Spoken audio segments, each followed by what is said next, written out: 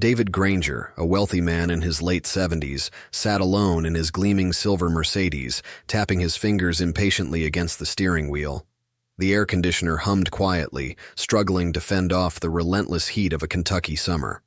David, a retired business tycoon who had built his fortune in the world of finance, was accustomed to everything falling into place for him. However, on that particular day, he found himself stuck in the middle of nowhere with a flat tire, miles away from the comfort of his luxurious mansion. With a sigh, David tried calling roadside assistance, but the weak signal only failed him, making him feel increasingly isolated. He sat back, resigned to the fact that he would have to wait, and for a moment frustration bubbled up within him. He had been used to things happening on his terms, but this was different. Just as the tension started to climb, he noticed a figure approaching from the distance, a young boy, perhaps 13 or 14, wearing a faded t-shirt and scuffed sneakers. Despite his young age, the boy's face carried a look of determination. David watched as the boy neared, his eyes narrowing as he assessed the car. The boy then gave a polite yet confident nod and spoke. "Got a flat, sir?" he asked in a steady voice. David blinked, caught off guard, but nodded. Yes, I do," he replied, his voice filled with a strange mixture of relief and unease. "I was hoping for a bit of help, but my phone's got no signal out here." The boy offered a small smile. "I can help with that," he said, squatting down beside the flat tire without a second thought. "My grandpa taught me how to change a tire last summer." "Do you have a spare?" David asked, gesturing toward the trunk. The boy nodded and opened it, pulling out the necessary tools with quick, practiced movements. David observed the boy with quiet admiration, his hands moving with a quiet confidence that seemed almost unnatural for his age. It was a kind of skill that suggested wisdom beyond the boy's years, and David couldn't help but feel a touch of humility creeping into his thoughts. As the boy worked, David considered offering him something in return, but the boy didn't even look up, his focus entirely on the task at hand. When the work was done, the boy wiped his hands on his jeans and stepped back, offering a simple yet satisfied smile. "All done," he said, his tone calm. David pulled out a few bills from his wallet and extended them toward the boy. "Here, take this. I really appreciate your help." But the boy stepped back, shaking his head gently. "Thank you, sir," he said, raising his hand in polite refusal. "I don't need anything, just happy to help." Stunned, David stood there, money still in his hand, as the boy turned and began walking away down the road. Something about the exchange left David feeling oddly moved, though he couldn't quite put his finger on why. He watched the boy's figure slowly fade into the distance in the rearview mirror as he climbed back into his car. As he drove on, David's thoughts wandered back to the boy. There was something about him, something rare, a quiet dignity, a confidence not born of wealth or status, but of something deeper. It was a quality David had rarely encountered in all his years of business dealings. That evening, as he sat alone in his opulent mansion, David couldn't shake the memory of the boy walking away, untouched by materialism, with only a smile to offer. His thoughts were troubled, unsettled by the encounter. What had moved him so? Was it gratitude, curiosity, or perhaps something more? Later that night, David sat in his study, the soft ticking of the grandfather clock the only sound breaking the stillness.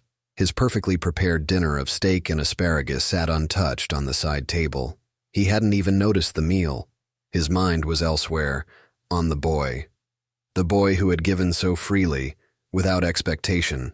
David had met thousands of people throughout his life, business partners, employees, clients. But most of those interactions were based on transactions, favors, or deals. There was always something in return, an exchange, an unspoken expectation. But the boy had helped him for no reason other than kindness. David leaned back in his leather chair, sipping his scotch, his mind replaying the boy's smile. The worn shoes, the faded clothes, the dust on his hands, it all spoke of a life far removed from David's world of wealth and privilege. And yet, the boy carried himself with an integrity that felt incredibly rare, in a world that often seemed driven by profit and power. The next morning, David couldn't shake the feeling that he had left something unfinished. He didn't know why, but something inside him urged him to find the boy. Maybe it was guilt, maybe gratitude, or perhaps simple curiosity. Whatever it was, David found himself driving down the same stretch of road, scanning for any sign of the boy. Hours passed, and David stopped at gas stations and small diners, asking anyone who might know a young boy who fit the description. Most people either shrugged or shook their heads, but finally, an older woman behind the counter at a small cafe spoke up. "Sounds like you're talking about Liam," she said, wiping her hands on her apron. "That boy's always helping folks around here. Lives with his mama over in Marion." "Marion?" David repeated, mentally making a note of the town. "Thank you." The town of Marion was about an hour away, nestled in the rolling hills of the Appalachian Mountains. David set off, his mind racing with questions. What kind of life did this boy lead? What kind of family had raised someone so self-assured, so free of expectations? When David arrived in Marion, the town was quiet. Small, modest homes and local businesses lined the streets. He inquired about Liam and was eventually directed to a small house on the outskirts of town. The house was worn but well kept, with a front porch sagging slightly under the weight of years. David parked his car and hesitated for a moment, unsure of what to say. After a deep breath, he stepped out of the car and approached the front door. When he knocked, the door opened almost immediately, revealing a woman in her early 40s. David Granger cleared his throat as he stood on the weathered porch of the small house. He'd traveled quite a distance from his pristine mansion, his luxurious car now parked on the narrow street outside. He wasn't used to stepping into places like this, yet something about his recent encounter with Liam, the boy who had helped him, made him feel compelled to visit. The door opened and a woman in her early 40s appeared. She had a tired but kind expression, with sharp eyes that seemed to size him up immediately. "Can I help you?" she asked, her voice warm but cautious. "Good morning," David replied, clearing his throat. "I'm sorry to bother you, but I believe I met your son yesterday. Liam, right? He helped me with a flat tire." The woman's expression softened immediately, her face breaking into a small, knowing smile. "That sounds like my Liam," she said. "He's always helping folks out." David shifted on his feet, still unsure how to explain the unusual impact the boy had had on him. "I just wanted to thank him properly. He wouldn't accept anything from me yesterday." The woman nodded and stepped aside to allow him in. "He's out back. You're welcome to wait." David stepped inside, his eyes taking in the modest surroundings. The furniture was old but well-maintained, and family photos adorned the walls. Hand-drawn pictures, likely from a much younger Liam, were taped to the fridge. It was a far cry from the polished, expensive decor of David's own mansion. Yet, despite the simplicity, this home had a warmth, a certain life to it that David couldn't help but notice. "Back here," the woman called, leading him to the backyard. In the yard, Liam was hard at work, fixing a section of the wooden fence. When he noticed David's presence, he paused, wiping his hands on his jeans in surprise. "Hey, mister," he said casually, his voice friendly but slightly guarded. "What are you doing here?" David smiled nervously, feeling oddly out of place. "I wanted to thank you again for helping me yesterday. You really came through when I needed it, and I haven't been able to stop thinking about it." Liam shrugged, the easy, genuine expression never leaving his face. It wasn't a big deal. But to David, it was. He had never encountered someone like Liam, someone who helped without a second thought, without expecting anything in return. David stood there for a moment, grappling with a sense of humility he hadn't felt in years. The boy's calm demeanor made him feel almost out of place, as though it was David, not Liam, who was being judged. Finally, David spoke, breaking the silence. "I don't think you realize just how big a deal it was. People don't usually help strangers without expecting something in return." Liam tilted his head slightly, an expression of genuine confusion on his face. "I don't see it like that," he replied. "If someone needs help and I can do it, why wouldn't I?" David was struck by the simplicity of the boy's logic. It was a stark contrast to his own world, where every action seemed to come with strings attached. As he looked past Liam, he saw the uneven patchwork fence, the sparse grass that covered the yard, Behind the house, an old swing set stood crooked, its rusted chains a reminder of time gone by. It was clear that Liam's family didn't have much, but they made do with what they had. "You've got a good head on your shoulders," David said, his voice sincere. "Your mother must be proud." Liam grinned, glancing toward the house. "She works hard. I just try to help out where I can." David paused, absorbing the boy's words. As he stood in that yard, he thought back to his own childhood, one that was not so different from Liam's. His parents had worked tirelessly, teaching him the value of hard work and perseverance. But over the years, as he climbed the ranks of success and wealth, he had drifted away from those lessons. Now, standing in Liam's modest yard, he felt a strange nostalgia, a quiet regret. "I'd like to do something for you and your family," David said, his voice quieter now. Liam straightened, his expression cautious. "We're okay, mister. We don't need anything." "It's not about need," David insisted, stepping closer. "It's about doing what's right. You helped me, and I'd like to return the favor." Before Liam could respond, his mother stepped onto the porch, wiping her hands on a dish towel. "Liam, you better come inside and wash up before lunch," she called. Then, turning her gaze toward David, she added, "Would you care to join us? It's nothing fancy, but you're welcome." David hesitated, unaccustomed to such an invitation, especially in a home so different from his own. But there was something in her voice, a sincerity, that left no room for excuses. "I'd like that," he said, feeling a strange warmth as he followed her inside. The kitchen smelled of freshly baked bread and roasted vegetables. The table was small, surrounded by mismatched chairs, but it was set with care. Liam washed his hands at the sink and joined them at the table, his easy smile never faltering. As they ate, David found himself drawn into their conversation. For the first time in a long while, he felt more at ease with these strangers than he ever did in the boardrooms of his past. He listened intently, realizing that in this small home, with its worn furniture and humble meal, there was something he had lost along the way, something that money, power, and success could never buy. Here's a revised and enhanced version of the script with more emotional depth, a stronger narrative voice, and additional dialogue to emphasize character development and thematic strength. Liam talked about his school, his friends, and his dreams of becoming an engineer.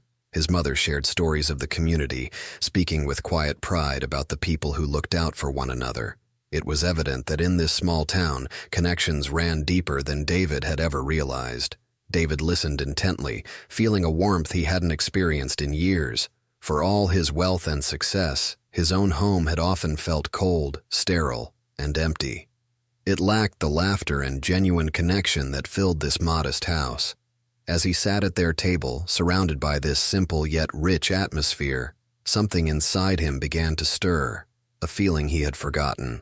After lunch, as they cleared the table, David turned to Liam's mother. "You've done a remarkable job raising him," he said, his voice sincere. "He's got more heart than most people I know." She smiled, her eyes shining with gratitude. "Thank you. He's a good boy, but we've had our struggles.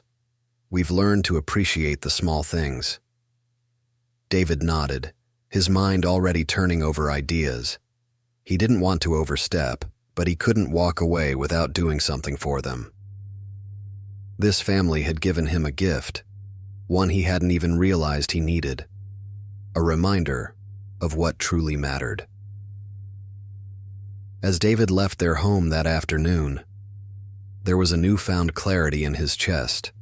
For the first time in a long while, he felt grounded, like the weight of his success had momentarily lifted and the world had expanded beyond his corporate world. Driving back to his estate, his thoughts swirled, not about business or investments, but about Liam and his mother. This wasn't about charity. They deserved more than patched fences and worn furniture. They deserved stability, comfort, and recognition for the strength they showed every day. The next morning, David set the plan into motion. Calls were made to old colleagues, contractors, and suppliers. By midday, everything was lined up. Within a week, trucks and workers began arriving at Liam's home. David stood on the sidewalk with a clipboard in hand, directing the renovations as Liam and his mother looked on in disbelief. "You didn't have to do this," Liam's mother said, her voice trembling with emotion. "We've managed fine on our own." David turned to her, his expression earnest. "You've done more than manage. You've thrived. But you gave me something I didn't even know I was missing. Let me give back." Liam stood quietly, his thoughtful gaze never leaving David. There was a softness in his eyes, a humility that seemed to grow with every passing moment. David knelt slightly, meeting the boy's eye. "You taught me something, Liam," he said with quiet sincerity. "Helping people isn't about money, it's about showing up. I want to show up for you." The following week saw the transformation of the house. The sagging porch was replaced with sturdy wood, the roof repaired, and the rusty swing set out back was replaced with a new one. Inside, the walls were painted, the floors polished, and the kitchen upgraded with modern appliances. Liam tried to help, eager to contribute, carrying planks and sweeping debris, but David insisted he take a break. "Your job," David said with a smile, "is to enjoy being a kid for a little while." Still, Liam couldn't resist sneaking out to watch the workers. His eyes would light up with excitement as he observed them measure, cut, and build. One of the workers, a burly man named Joe, noticed Liam's curiosity and invited him to help measure wood planks. Before long, Liam was asking questions about tools and construction, his excitement infectious. David stood in the distance, a quiet pride swelling in his chest. For the first time in years, he felt like he was doing something meaningful, something beyond himself. Liam's energy reminded him of the ambition he had once had, before life became a blur of boardrooms and stock portfolios. One evening, as the sun dipped low, the project neared completion. Liam and his mother stood on the newly built porch, marveling at the transformation. "This isn't just a house anymore," Liam's mother said, her voice choked with emotion. "It's a home. I don't know how we can ever thank you." David shook his head, his tone soft yet resolute. "You already have. You reminded me of what life is supposed to be about: family, connection, and purpose. I think I'm the one who should be thanking you." The final day of the renovation project felt like a celebration. Neighbors stopped by to see the changes, offering smiles, small gifts, fresh-baked bread, jars of homemade jam, and even a potted plant. Liam's laughter echoed through the yard as he raced around, showing his friends the new swing set and freshly painted rooms.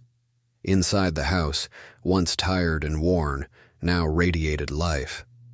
David stood on the front porch, leaning against the sturdy new railing, watching the scene unfold. He hadn't felt this kind of joy in years, simple, unfiltered joy that came from seeing others thrive. Liam's mother walked over, a cup of iced tea in her hand, offering it to David with a warm smile. "You've done more than fix a house," she said softly. "You've given us hope, and I think you found something for yourself, too." David nodded, taking a sip. "I have," he admitted. "I spent so many years chasing things I thought mattered: money, status, influence. But none of it feels like this. None of it ever filled me the way this has." As the sun began to set, Liam joined them on the porch, his energy still boundless. He looked at David, his expression thoughtful. "Mr. David," he began, "I've been thinking a lot about what you did for us. I want to do something like that one day. I want to help people too." David placed a hand on Liam's shoulder, his voice steady and warm. "You already are, Liam. Your kindness set all of this in motion. Don't ever lose that." The three of them sat together, watching the sky shift from gold to deep orange. The warmth of the day lingered, but there was a deeper warmth now, one that came from connection, gratitude, and a shared sense of purpose. When it was time for David to leave, Liam and his mother walked him to his car. The boy's wide grin and his mother's tearful smile were etched into David's memory. As he drove away, he realized this wasn't the end. It was just the beginning of a new chapter in all their lives. In the weeks that followed, Liam's curiosity about construction blossomed into a true passion. David arranged for him to spend time shadowing the workers who had helped renovate the house. Liam soaked up every bit of knowledge, eager to learn.